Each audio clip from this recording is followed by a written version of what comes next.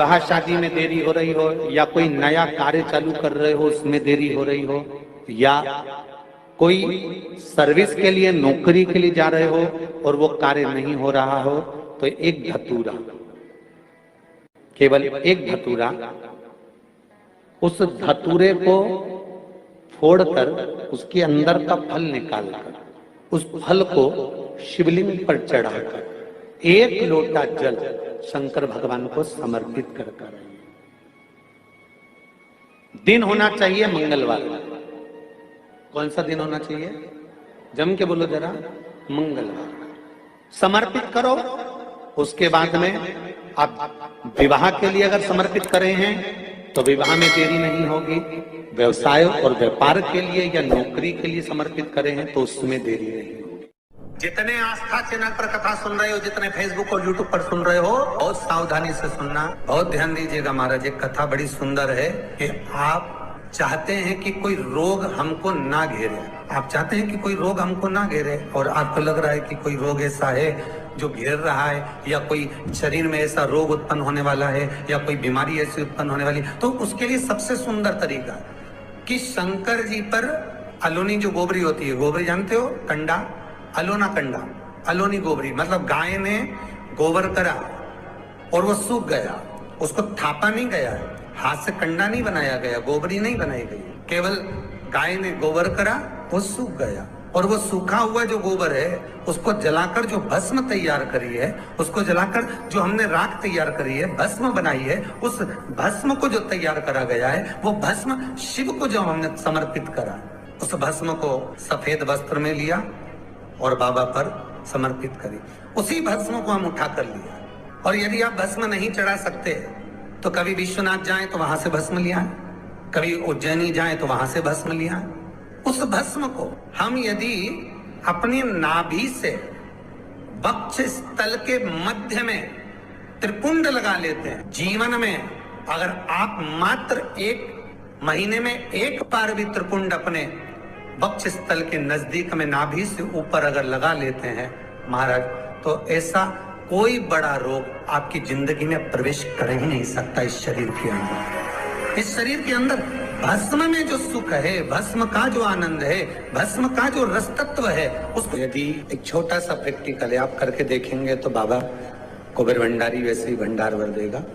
थोड़ा सा प्रयास, अगर आपके सबके घर में गंगा जल है तो एक प्रयास करके देखिएगा। कोई कार्य के लिए आप जा रहे हैं और वो कार्य अटक रहा है, नहीं हो रहा, बहुत प्रयास कर लिया, बहुत दिन से लगे हुए हो कि ये काम होना ही चाहिए, ये काम बहुत जरूरी और होना ही चाहिए, नहीं हो रहा। एक कटोरी में गंगा का जल निकाल लीजिए, और कटोरी में गंगा का जल निकाल कर तुम्हारे घर में एक सिक्का पड़ा हो, 1 रुपया, 2 रुपया, 5 रुपया, कोई सा भी एक सिक्का पड़ा हो, जो भी सिक्का पड़ा हो, कुंदकेश्वर महादेव का नाम लेकर, जहां परिंदा होता है, पानी का मटका होता है, पितरों का स्थान होता है, हंडा भरते हो, मटका भरते हो, उसके पास में उस कटोरी को रखकर 1 का सिक्का, 2 का सिक्का, 5 का सिक्का, 10 का सिक्का, जो तुम्हारे पास सिक्का पड़ा हो, जो भी तुम्हारे पास पड़ा हो, वो सिक्के को हथेली में लेकर कुंदकेश्वर महादेव का नाम लेकर उस कटोरी में डाल दीजिए, और उस जल को नैनों से लगाकर आप काम के लिए निकल जाइए। वो काम आपका सफल होकर ही रहेगा,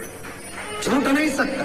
गंगा के जल में वो बल होता है, और आप जो सिक्का डाल रहे हो वो ये समझ कर डालें कि कुंदकेश्वर महादेव को मैं गंगा में स्नान करने के लिए। हमारे यहाँ पहले हमने भी देखा, आपने भी देखा होगा, किसी जब बारिश नहीं होती है या कोई काम अटक जाता है, जब बारिश, तो क्या करते थे पहले के जमाने में कि मंदिर को पैक कर दे, उसमें पानी भर दे शंकर जी के ऊपर। आपने कई जगह देखा होगा, उसमें शिव जी को डुबा, तो किसके लिए डुबाते थे? कुंदकेश्वर महादेव के। ये नियम है कुंदकेश्वर महादेव का। ये कुंदकेश्वर महादेव को उस कटोरी में, उस बाटकी में सिक्के को, और फिर जब आपका काम हो जाए, आप जिससे मिलने गए हो, जिससे काम की बात करने गए और काम हो गया, तो वो जल ले जाकर सिक्के के साथ, सिक्का तो डालो मंदिर में, कहीं दान पेटी आदि में, और वो जल भगवान कुंदकेश्वर के नाम से शिव जी को समर्पित कर दो। बाबा से विनती करो, बहुत बहुत साधुवाद है बाबा, आपने मेरी लाज रख ली, तेरी कृपा बनी रहे, बस ये सुख मिलता है। उसको धन्यवाद दो बाबा को बार बार। हम तो रोज कहते, रोज प्रतिदिन उठो और उठते सी धन्यवाद दे दो, धन्यवाद, उठते सी करो। शिव को प्रिय है पुष्प में आंख का पुष्प, जो आंकड़े का पुष्प होता है शंकर को बड़ा प्रिय है। और दूसरे नंबर पर शंकर को प्रिय है शमी का पुष्प, बहुत ध्यान देना महाराज। तीसरे नंबर पर शंकर को प्रिय है महाराज सरसों का पुष्प। सरसों होती है ना, जो राई अपन बोते हैं, सरसों बोते हैं, उसमें पीले कलर का जो पुष्प लगता है। हमारा तो निवेदन रहता है जब तक सरसों आए तो प्रयास करा करो कि सरसों के 108 पुष्प शंकर भगवान पर चढ़ाना प्रारंभ कर दो। महाराज ये पक्का है कि वर्ष भर कोई बड़ी बीमारी आपको घेर नहीं सकती अगर सरसों के फूल शिव को चढ़ रहे हैं तो। और प्रयास करना कि सरसों का जो पुष्प होता है, सरसों का जो फूल होता है महाराज, अगर कोई व्यक्ति को किडनी या लीवर से जुड़ी हुई कोई तकलीफ होती है या किसी व्यक्ति का एक्सीडेंट हो गया होता है और उसका कोई अंग रह गया हो, कोई शरीर का कोई भाग रह गया और वो काम नहीं कर रहा हो, जैसे किसी के पांव रह जाते हैं एक्सीडेंट के बाद, किसी का हाथ रह जाता है, या कोई अंग काम नहीं कर रहा हो, वहां ब्लड पहुंच नहीं रहा हो, वो जगह एकदम सुन्न हो गई हो, खाली पड़ गई हो, तो उसके लिए शिव महापुराण की कथा कहती है कि सरसों के पुष्प 11 शंकर जी के राइट भाग में, जहां शिव जी के गण दरवाजे के द्वारपाल मणिभद्र जिस जगह पर निवास करते हैं, कौन निवास करते हैं? मणिभद्र। शंकर जी के दरवाजे के द्वारपाल हैं मणिभद्र जी, तो मणिभद्र दरवाजे के द्वारपाल में राइट भाग में मणिभद्र जी विराजते हैं। मतलब राइट भाग कौन सा हुआ? जब आप मंदिर से बाहर निकलेंगे तो राइट भाग, मंदिर में प्रवेश करेंगे जब राइट नहीं होना चाहिए, आप मंदिर से जब जाएं तो राइट भाग। मतलब आप मंदिर से राइट से जाएंगे तो शंकर जी का भी राइट हो जाएगा, क्योंकि शिव जी ऐसे बैठे हैं तो शंकर जी का भी राइट हो गया, देवता उनका भी राइट हो गया, तो राइट भाग सीधा हाथ मणिभद्र जी का। 11 सरसों के पुष्प मणिभद्र के उस द्वार पर आप रख दीजिए और मणिभद्र के द्वार पर रखकर अंदर जाकर 108 वापिस जब आप बाहर निकल रहे हैं, ये पुष्प आप रखने के बाद एक बार बाहर जाएंगे फिर वापिस आएंगे मणिभद्र के रखने के बाद, और अंदर जाकर 108 सरसों के पुष्प शंकर को समर्पित करेंगे महाराज। उस सरसों के पुष्प जो शिव जी को आप समर्पित कर रहे हैं उसको वापिस लेकर आएंगे, श्री शिवाय नमस्तुभ्यम बोलकर उस सरसों के पुष्प को महाराज सरसों के तेल की बोतल में उसको डाल लीजिए। शंकर भगवान को शाम के समय प्रदोष काल में उस तेल को वापस ले जाकर चढ़ा दीजिए शिव जी को, उसको वापस लेकर आ जाइए। उस तेल का प्रयोग आप नाभि में डालिए और जो शरीर काम नहीं कर रहा उस स्थान पर कम से कम 15 दिन 20 दिन तक उसकी मालिश करना प्रारंभ करिए। बाबा चाहेगा तो चलाने का प्रयास कर देगा और वो अंग वो शरीर काम करने लगेगा। मणिभद्र का स्मरण। सूर्य नारायण भगवान को जब जल चढ़ाया जाता है, हाथ सिर से 8 इंच की दूरी पर होना चाहिए। जम के बोलिए, सिर से कितना ऊंचा होना चाहिए?